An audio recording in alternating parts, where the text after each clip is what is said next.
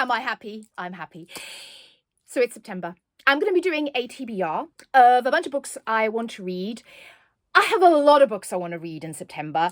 So I'm going to be doing separate ones for like talking about witches and vampires and the occult and reading challenges that I'm joining. I'm going to be talking about movies, films, everything horror, spooky related, love it. All of the stuff is coming up. But this is kind of my loose September TBR. And I'm following on from my dark academia mood, and I'm moving into kind of gothic, haunted houses, carnivals, kind of all of the sort of the atmospheric. I'm quite into the Victorian fairy tale, dark Victorian fairy tale mood as well. So this is kind of the vibe we're going with. So branching over from my last TBR, which was dark academia, and I will be talking about those books, don't worry. This is In These Hallowed Halls. This is an anthology of dark academia short stories. Famously, I'm not an anthology person, but this sounds amazing, and it's dark academia stories. Some of my favorite authors have to do it right. Then this, I like a gold shiny cover. You will see that going forward. This is called The Fascination by Essie Fox. I've read quite a few of her books, really like them. Very kind of got atmospheric and beautiful to read.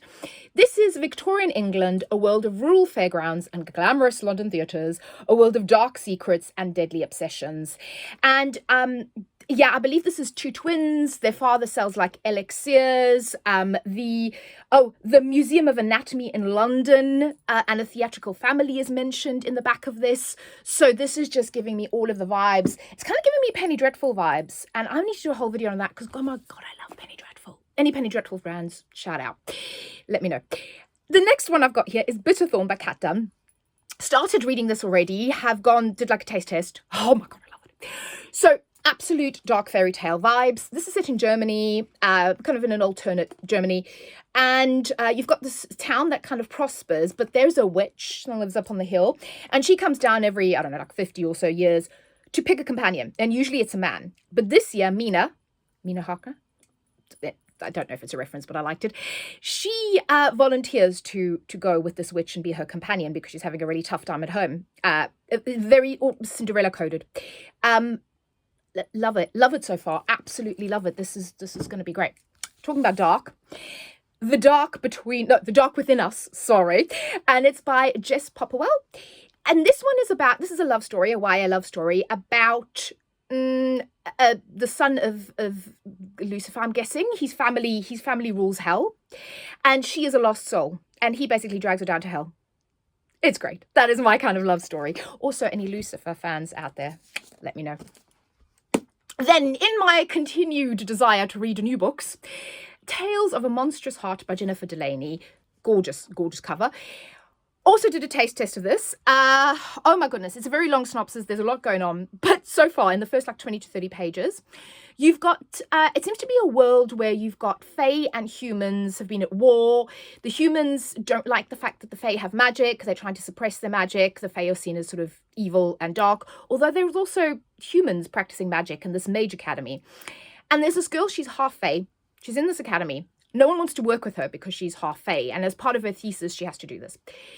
Then she gets a letter from a mysterious Mr. Blackthorn, who's known to practice occult magic, and he wants to work with her.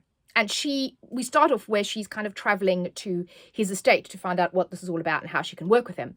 But in the beginning of this book, it's so good. It's like, literally, she's in this really cool, spooky library with all these occult books. And then one of the books is cursed, and one of her classmates is about to open it. A demon jumps out of it.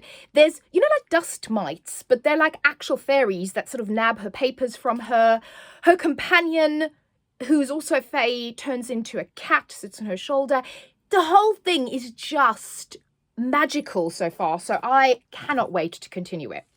Another new book, and talking about magical, is Moonlit Market by Joanne Harris.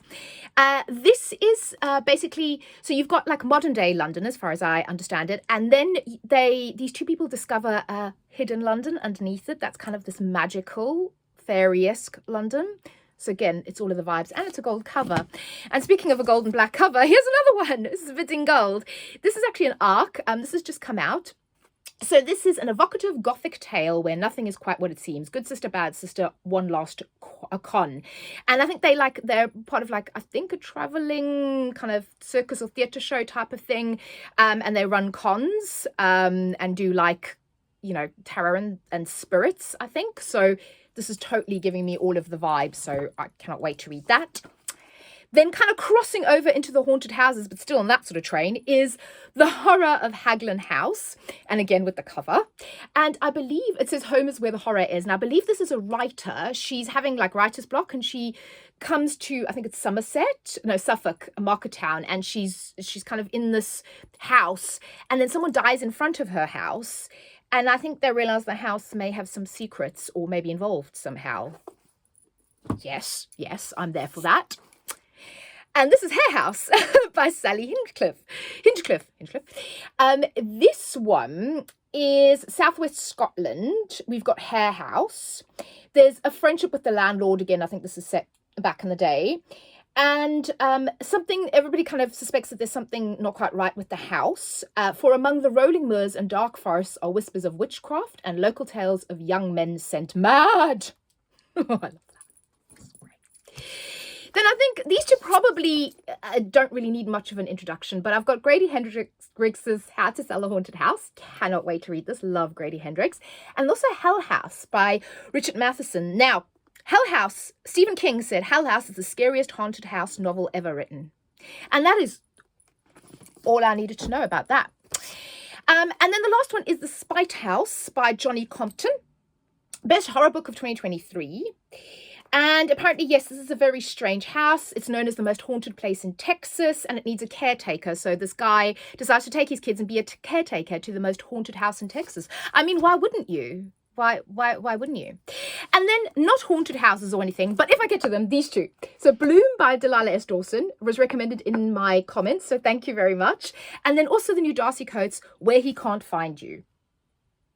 Love Darcy Coates, so yeah. So anyway, that's it. Let me know if you've read any of them, if you are planning to read any of them. Join me for all of my other videos that I'm going to make throughout the month. And yes, and let me know what you're doing for the spooky season. Thank you so much. I will speak to you all very soon. Bye-bye.